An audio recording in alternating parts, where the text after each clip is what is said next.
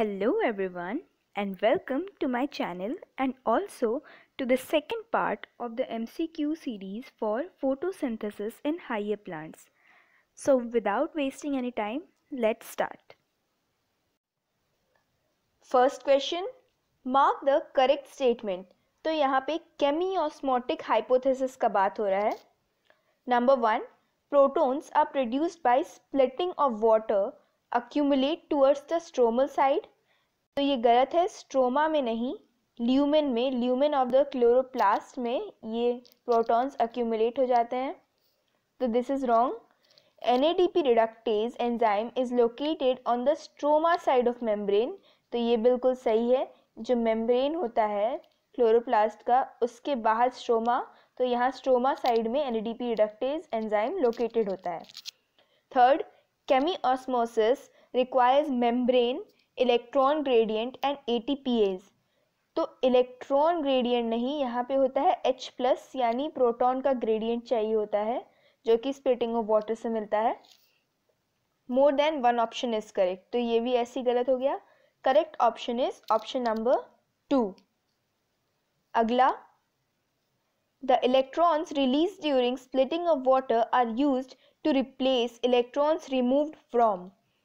तो ये splitting of water जो होता है वो नॉन साइक्लिक फोटोफॉस्फोराइलेशन में होता है। यहाँ पे ये PS2 है और यहीं पे वाटर स्प्लिट होता है, H2O स्प्लिट करता है ऑक्सीजन, इलेक्ट्रॉन्स और H+ में। और जो इलेक्ट्रॉन्स होता है वो जो यहाँ PS2 से एक्साइट होके प्लास्टोक्विनॉन पे गया और ये जो इलेक्ट्रॉन रिलीज हुआ H2O के ब्रेकेज से वो PS2 में जाता है। तो जो इलेक्ट्रॉन्स है वो रिप्लेस करता है इलेक्ट्रॉन्स रिमूव फ्रॉम PS2। तो करेक्ट ऑप्शन है option number 2। Next, water splitting complex is associated with.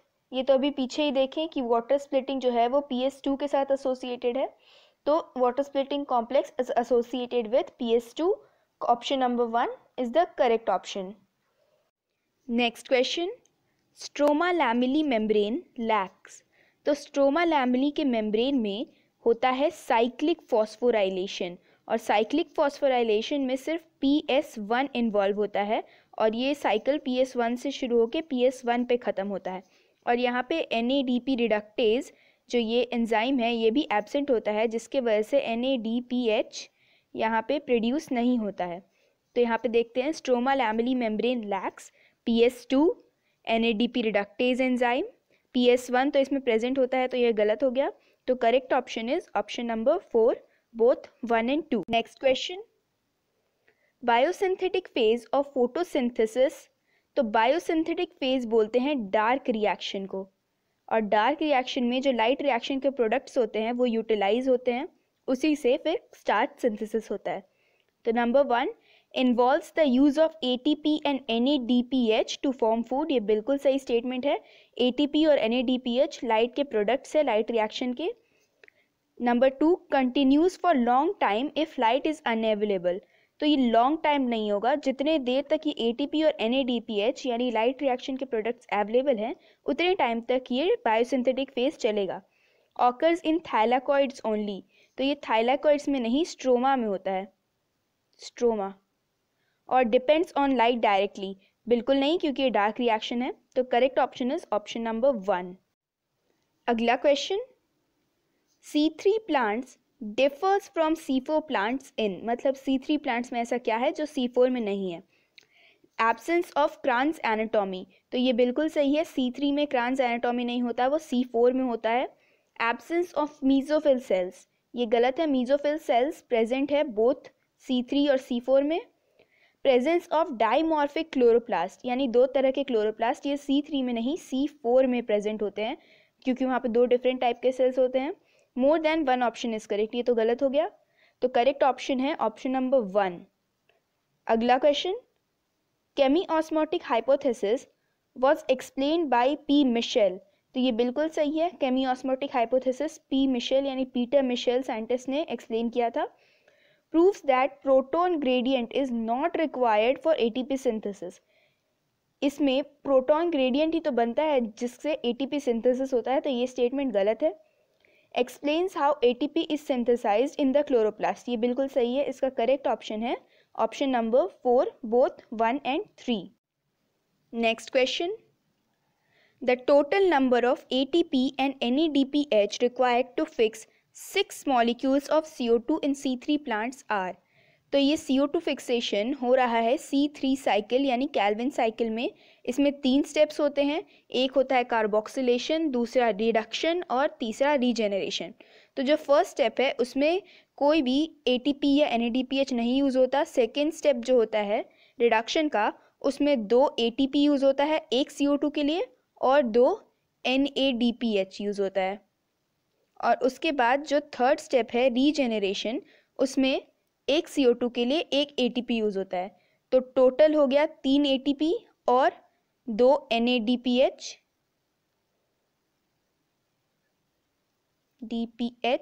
और इसको 6 से मल्टीप्लाई करेंगे तो टोटल हम लोगों के पास आएगा 18 ATP and 12 NADPH are used. तो correct option is option number 3। Next question, which of the following steps of the C3 cycle is crucial step to continue the cycle uninterrupted? Cycle को uninterrupted continue करने के लिए कौन सा step ज़रूरी है? तो जो थर्ड स्टेप होता है रिडक्शन का, जिसमें रुबिस्को रीजनरेट होता है, वो बहुत क्रूशियल स्टेप है। वो नहीं होगा तो साइकिल फिर डिस्टर्ब हो जाएगा। तो correct option is option number 1, reduction. अगला question, the most abundant enzyme on earth. तो most abundant enzyme on earth is rubisco. अब देखते हैं रुबिस्को के बारे में क्या लिखा है। Has much greater affinity for CO2 than O2, ये बिल्कुल सही है रुबिस्को के बारे में। Second, has active site for O2 only, ये गलत है, उसमें CO2 और O2 दोनों के लिए एक्टिव साइट होते हैं। हैज़ कार्बोक्सिलेज एक्टिविटी ओनली, नहीं, इसके नाम में ही है कार्बोक्सिलेज ऑक्सीजनेज, तो इसमें ऑक्सीजनेज एक्टिविटी भी है, तो ये भी रॉन्ग है। और बोथ 1 and 3 ये भी रॉन्ग है। तो correct option is option number 1। अगला question, mesophyll cells lack rubisco enzyme in. तो C4 प्लांट के जो मीजोफिल सेल्स होते हैं उसमें रुबिस्को प्रेजेंट नहीं होता है। अब यहाँ देखते हैं C4 प्लांट कौन सा है। पी C3 प्लांट है, वीट हमारा C3 प्लांट है, टोमेटो भी C3 प्लांट है, जो शॉर्गम है ये C4 प्लांट है। तो इसके मीजोफिल सेल्स में रुबिस्को नहीं प्रेजेंट होगा। तो करेक्ट ऑप्शन हो जाएगा option number 3, sorghum. Next question, read the following statements and mark the correct option. Number 1, grana lamellae has both PS1 and PS2। तो ग्राना लैमेली में Z स्कीम होता है और वहाँ पे PS1 एंड PS2 दोनों ऑब्वियसली प्रेजेंट होगा, तो ये सही है। pH inside the thylakoid lumen decreases when H+ gradient is established across the thylakoid membrane। तो थाइलाकॉइड ल्यूमेन में ही H+ कंसंट्रेशन बढ़ता है, तो ऑब्वियसली H+ कंसंट्रेशन बढ़ेगा तो pH डिक्रीज करेगा, तो ये भी सही स्टेटमेंट है। During the reduction of NADP to NADPH H+, protons are removed from thylakoid lumen, ये स्टेटमेंट गलत है। हम लोग केमी ऑस्मोटिक हाइपोथेसिस का डायग्राम देखेंगे तो क्लियरली दिख रहा है वहाँ पे कि NADP को रिड्यूस करने के लिए जो H+ मिल रहा है वो स्ट्रोमा से आ रहा है, तो ये स्टेटमेंट यहाँ पे गलत है। Melvin Calvin used radio active C14 in a dicot plant to elucidate path of carbon in biosynthetic phase of photosynthesis. तो मेल्विन कैल्विन जी ये C14 कार्बन यूज़ तो किए थे लेकिन डाइकॉट प्लांट में नहीं, एक एल्गी में, वो एल्गी था क्लोरेला, तो ये स्टेटमेंट भी गलत हो गया। तो यहाँ पे करेक्ट ऑप्शन होगा option number 2, 1 and 2 are correct. अगला क्वेश्चन देखते हैं, mark the odd one with respect to number of carbon atoms. तो यहाँ ऑक्जेलो एसिटिक एसिड है, ये 4 कार्बन का है। मैलिक एसिड ये भी 4 कार्बन का है। पायरेविक एसिड ये 3 कार्बन का है और एस्पर्टिक एसिड ये भी 4 कार्बन का है, तो odd one is option number 2। Next question, which of the following do not show Kranz anatomy in their leaves. तो क्रांस एनाटॉमी C3 प्लांट्स नहीं शो करते। यहाँ पे मेज ये C4 प्लांट है, शॉर्गम भी C4 प्लांट है, और चाइना रोज जो है ये C3 प्लांट है। तो चाइना रोज अपने लीव्स में क्रांस एनाटॉमी नहीं शो करेगा, तो this is the correct option. अगला, choose the incorrect statement with respect to mesophyll cells in C4 plant. तो C4 प्लांट के मीजोफिल सेल्स के बारे में दिया है। लैक रुबिस्को एंजाइम, ये बिल्कुल सही है। C4 प्लांट के मीजोफिल सेल्स में रुबिस्को नहीं होता है। C4 acid is broken down to release CO2 and 3 carbon molecule. तो ये होता तो है, लेकिन ये मीजोफिल में नहीं, ये बंडल शीथ सेल्स में होता है। तो ये स्टेटमेंट यहाँ पे रॉन्ग है with respect to mesophyll sales.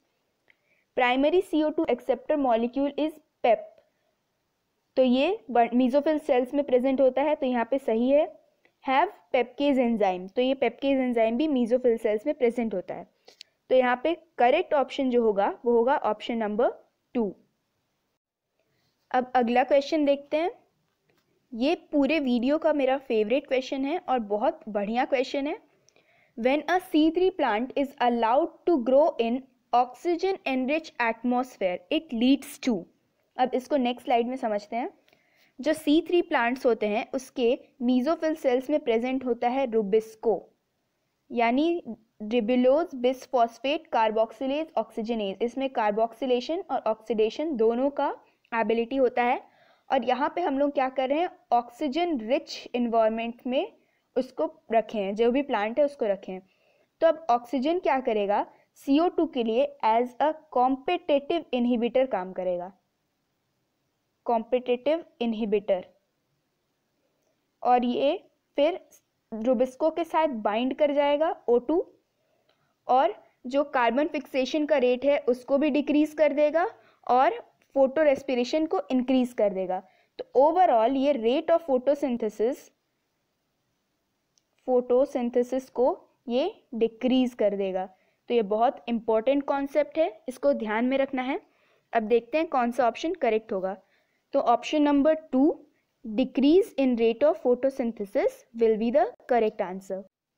Next question, light saturation occurs at dash of the total sunlight available to plants। तो जो फुल सनलाइट होता है उसका 10% में ही प्लांट्स के लिए लाइट सैचुरेशन ऑकर हो जाता है। तो करेक्ट ऑप्शन है option number 2। Next, major limiting factor for the rate of photosynthesis under natural environmental conditions is. तो नेचुरल एनवायरमेंट में जो CO2 होता है वो होता है 0.03% से लेके 0.04% तक। तो ये नेचुरली लिमिटिंग फैक्टर हो जाता है फोटोसिंथेसिस के लिए। तो correct option is option number 3, CO2 concentration. अगला, choose the correct statement with respect to rubisco. Binding of CO2 and O2 at active site is not competitive. अभी 2 क्वेश्चन पहले देखें कि दोनों में कॉम्पिटिटिव इनहिबिशन हो रहा है, तो ये ऑप्शन बिल्कुल गलत है। Can bind to O2 and CO2 with equal affinity, ये स्टेटमेंट भी गलत है क्योंकि रुबिस्को CO2 के लिए ज़्यादा एफिनिटी देता है compare to O2। Participates in photorespiration, ये बिल्कुल सही है। रुबिस्को फोटो रेस्पिरेशन में पार्टिसिपेट करता है जब O2 उसके साथ बाइंड करता है। Absent in bundle sheath cell, ये स्टेटमेंट भी गलत है क्योंकि C4 के बंडल शीथ सेल्स में रुबिस्को प्रेजेंट होता है। Correct option is option number 2। तो इस क्वेश्चन में हम लोग को ट्रू और फॉल्स बताना है। Statement A, tropical plants have higher temperature optimum than adapted to temperate climates. ये भी सही है क्योंकि ट्रॉपिक्स में टेम्परेचर हाई होता है और उसी के अकॉर्डिंग वहाँ पे प्लांट्स जो होते हैं वो अडेप्टेड होते हैं। तो this statement is true. Linear relationship exists between incident light and CO2 fixation rates at high light intensity। ये wrong है, high light intensity नहीं, low light intensity पे ये linear relationship होता है। इसका curve NCERT में दिया हुआ है इस तरह से, एक amount के बाद कितना भी light intensity बढ़ा लो तो जो photosynthesis का rate है वो constant हो जाता है। तो ये low light पे linear relationship show करता है। तो this statement is false। अगला, the plant factors affecting photosynthesis includes orientation of leaves, mesophyll cells and temperature. तो ये स्टेटमेंट भी बिल्कुल करेक्ट है। Orientation of leaf and mesophyll cells ये दोनों इंटरनल फैक्टर्स हैं और टेम्परेचर ये एक्सटर्नल फैक्टर है, तो ये स्टेटमेंट भी ट्रू है। Correct option is option number 4, true, false, true. अगला, mark the odd one with respect to plants that correspond to higher CO2 concentration. तो ये हाइयर CO2 कंसेंट्रेशन में रिस्पॉन्ड करने वाले प्लांट्स C3 प्लांट्स होते हैं।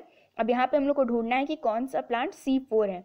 तो टोमेटो C3 है, पी C3 है, बेल पेपर भी C3 प्लांट है और मेज C4 प्लांट है, तो ये यहाँ पे ऑड है, तो करेक्ट है option number 4।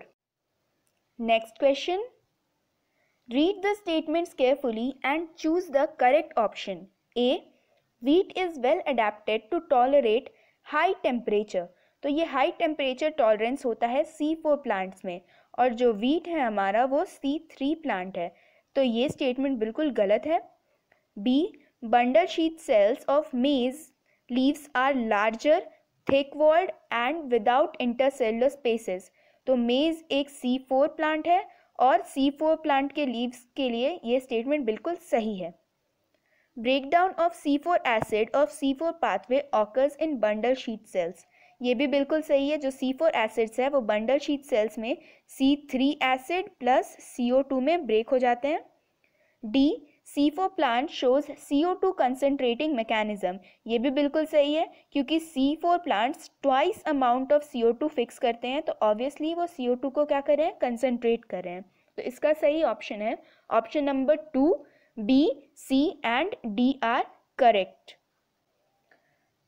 So that's all for this video and photosynthesis in higher plants. जल्दी मिलते हैं नेक्स्ट वीडियो के साथ। Till then, take care.